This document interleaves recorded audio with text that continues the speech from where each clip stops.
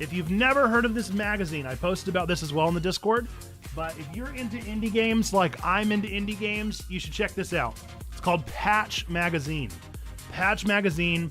It is a real print magazine, which first off, when's the last time you got a print magazine? Aside from the one that GameStop like makes you sign up for. It's been so long, and I love this way more than Game Informer already, but it's super cool. Goes through a ton of indie games each month. This is their March edition, hence the green coloring. And this is a game called Melon Journey, which I already have added to my backlog. Most of the games they talk about in here, I put in my backlog because I just love it. As you can see, the basic like gist of what it is. It's not real huge. Do we all have manga just lying around our home somewhere? This is a comparison to a manga, okay?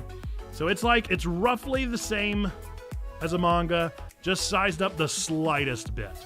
So if you collect manga, just imagine just slightly taller, like a half an inch taller and a half an inch wider. But it's really cool, has a lot of fun articles in it. Not all the articles are strictly like, you should play this game. But they always do like a radar watch of what you should be looking at. Dredge is very high up on my list now.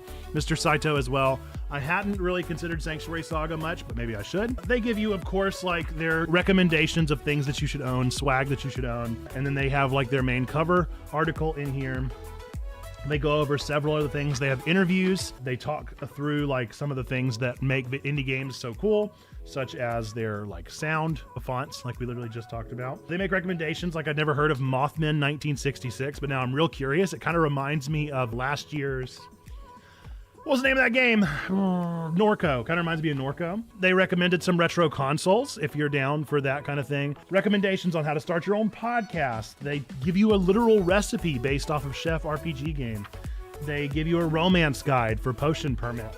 Sometimes you fold the pages and then you get real sad about the fact that you folded a page. They even give a guide on how to do like a retro skin on your Switch if you wanted to take it apart and put it back together. I would never. Something that I thought was pretty cool is they even gave us like a choose your own adventure, which is pretty neat, just to put in the back of your magazine. And then this is the team. I'll show you the team a little bit closer. I'm excited to get to know them better and hopefully continue supporting their work. Well, you get the idea. And it's pretty cheap. It's relatively cheap. You can do it digital if you want digital, but you could also do it in a physical like I did. They're really not too different from each other. It does take a little longer to come as this, but what's a little time? What's a little time? If you get something cool to keep your hands on like that. So that is Patch Magazine. Patch Magazine, you should check them out. I think they're awesome. I want more indie games in the world, and I want more people talking about them. And so if I can support them in any way, then that's what I want to do. So this has been a little promotional bit that I'll put together. If you like indie games as well, you should come join us on Thursdays over on twitch.tv/checkpointchurch, where I'm almost always playing an indie game that I absolutely love, and we'd love to have you over there. And whether or not you choose to join us or click on this video and then click away, whether you subscribe or do any of those things, know that we believe three things we true about every single one of you out there. Number one, that God loves you like really loves you. Number two, we love you. And number three, that you, yes, you matter. You're a person of sacred worth. The world is a better place. Why? Because you are in it. All right. Until the next time that I see ya. Bye-bye.